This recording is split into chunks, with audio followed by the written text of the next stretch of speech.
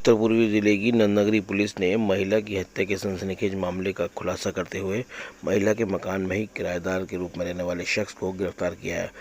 Police का दावा है कि पकड़े गए देवेंद्र उर्फ देवा के मृतक महिला से बेहद करीबी संबंध है, लेकिन इसके बावजूद ये घर में ही रहने वाली किसी और लड़की के संपर्क में आया और उससे जल्द ही शादी भी करने वाला था। ये बात महिला को नागवार गुजरी और उसने इस देवेंद्र को बातचीत करने के लिए घर पर बुलाया। इसी दौरान दोनों में कहासुनी हुई। महिला ने देवेंद्र को एक तमाचा मार दिया। इस बात से क्षुब्ध होकर उसने पास में पड़ी ईंट उठाकर इसके सर पर ताबड़तोड़ वार कर दिए और गला घोंटकर इसकी हत्या कर दी। इतना ही नहीं, इसके बाद इस शख्स ने यहाँ महिला को एक प्लास्टिक में लपेटकर घर में मौजूद दीवान में डाल दिया और घर से उसकी ज्वेलरी और हाथ में मौजूद 13,000 रुपये लेकर फरार हो गया। पुलिस फिलहाल इससे पूछताछ के लिए जल्द ही इसे रिमांड पर लेने की कोशिश करेगी ताकि इससे सारी बातों का खुलासा हो सके। हैरत की बात तो कि ये शातिर देवेंद्र खुद को सीबीआई में बताकर महिला के भाई को नौकरी दिलाने का भी झांसा दे रहा था और इसके अलावा भी कई लोगों को इसने अपने परिवार वालों को भी सर, एक डेड बॉडी मिली थी कल हर्षविहार क्या इलाके के बोले अंदर डीसीपी में किसी बुजुर्ग जॉय महिला की, तो ट्रिकी। क्या था पूरा मामला एक बार? ये कल जैसा आप लोग को पता ही है 1:45 बजे का एक कॉल आया था कि हर्षविहार में एक महिला की डेड बॉडी, उस समय तो महिला की नहीं पता लग रहा था बिकॉज महिला को हम ढूंढ रहे थे, हम वी एज्यूम की महिला की डेड बॉडी होगी क्योंकि 10 तारीख से महिला मिसिंग है। दिलशाद गार्डन में रहते हैं, इनकी 2 प्रॉपर्टी हैं यहाँ पे इस परिवार की, एक नन्नगरी में एक हर्षविहार में। तो नन्नगरी बताते हैं कि 10 तारीख को ये निकली हैं अपना किराया लेने के लिए और उसके बाद घर लौटी नहीं, तो इनके परिवार वाले चिंतित थे। 13 तारीख को उन्होंने एक मिसिंग एंट्री लिखाई है नन्नगरी में। That is the first information police has got कि शी इज़ मिसिंग। उसके बाद 15 तारीख को जब उनका दूसरा एक प्रॉपर्टी है हर्षविहार में, वहाँ उनको बताया कि बदबू आ रही है। फिर उन्होंने जब चेक किया तो फिर वो एक बेड बॉक्स जो होता है, दीवान जिसे बोलते हैं, बिस्तर, उसके अंदर प्लास्टिक से लिपटा हुआ कुछ था जो बहुत स्मेल कर रहा था एंड वी कुड एज्यूम कि it is a dead body. तो उसके बाद एफएसएल टीम वगैरह सारी बुलाई, तो फिर ये आशा देवी जो मिसिंग थी, she is about 60 years old, तो उनकी लाश थी जिसको उसके अंदर डाल दिया गया था। और जो किराया जिनसे ये लेने गई थी, तो वहाँ हमने जब पूछताछ किया तो वहाँ पे एक देवेंद्र अलियास देव है, 30-31 साल का लड़का, वो उसी दिन से गायब था। तो नेचुरली हम लोग की जो सस्पेशन की सुई थी उसी तरफ घूमी और इससे हमने तफ्तीश करना शुरू किया। तो इसमें जो इम्पोर्टेंट हम लोगों ने 3-4 टीम बनाई थी। जो एक टीम थी जो एसीपी हमारे अभिषेक हैं, एसीपी गोकुलपुरी, वो नन्नगरी का काम देख रहे हैं, और हमारे एसएचओ नन्नगरी साहब रणधीर सिंह साहब, इन लोगों ने एक अच्छी टीम बनाई और सारी सीडीआर एनालाइज करके सब कुछ करके देवेंद्र को ढूंढ के निकाला। तो देवेंद्र भाग के अलीगढ़ में जाके छुप गया था, तो वहाँ से उसको टीम को लेकर आए।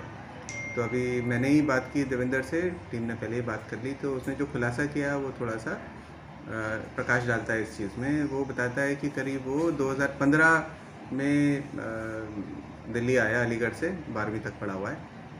पिताजी उसके किसान का काम करते हैं, वहाँ कुछ खेती बाड़ी भी थी इनकी, और बड़े सपने लेके जैसे लोग आते हैं दिल्ली, तो ये भी आ गया। पर यहाँ के कुछ कहता है कॉपर का मैंने कुछ काम वाम भी किया, फिर वो कोविड पीरियड में वो ठप हो गया, तो प्रेजेंटली 2 साल से अनएम्प्लॉयड है। पर ये बताए कैसे कि मैं कुछ काम नहीं करता हूँ, तो इसने झूठ बोलना शुरू किया। पहले अपने पिताजी को जाके इसने बोला कि जी मैं जर्मनी में पढ़ता हूँ, और उनको कन्विंस करने के लिए कि मैं बड़ा आदमी हो गया हूँ, ये अपने साथ कुछ पीएसओ हायर करके ले गया। और बताते हैं कि पिताजी इम्प्रेस हो गए, आगे पढ़ रहा हूँ बोल के उन्होंने कुछ 2-3 बीघे ज़मीन भी बेची और इसको पैसा प्रोवाइड किया, जिससे इसका काम चल रहा था। अब 4 साल पहले ये इस मकान में शिफ्ट हुआ है, ए ब्लॉक में, 2nd फ्लोर पे रहता है, 7-8 हज़ार रुपये किराया देता है। तो बताते हैं कि जो मकान मालकिन है आशा देवी, तो नाउ शी 60, पर उस समय 55-56 साल की थी। तो इनके साथ इसकी दोस्ती हो गई थी और मिलना जुलना था इनका बीच में। और उसी फ्लोर में एक उर्मिला देवी रहती हैं, उनकी एक बिटिया है।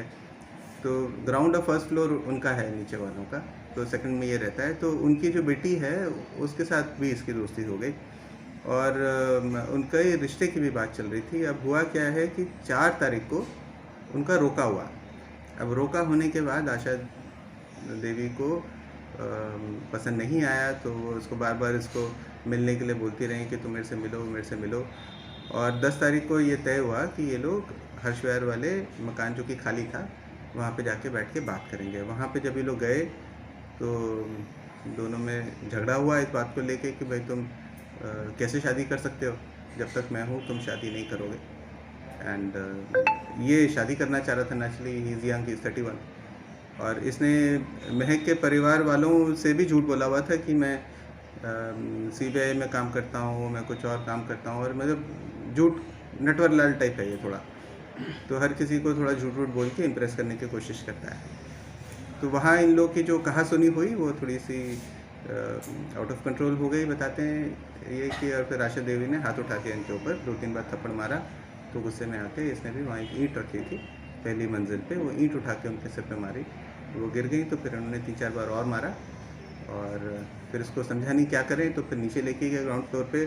फिर बाहर गया एक शॉप से, इसने करीब 20 मीटर प्लास्टिक का पॉलीथीन का वो शीट खरीदा, 600 रुपये का ख़रीदा, उस बात को भी हम लोग वेरीफाई कर रहे हैं अभी। और फिर वापस जाके बॉडी को लपेट के उसने बेड बॉक्स के अंदर डाल दिया। और आशा के पास में करीब 13,000 रुपये थे, और उसकी जो ज्वेलरी जो उसने पहनी हुई थी वो सारी इसने उतार ली, और उसके बाद ये यहाँ से भाग गया था।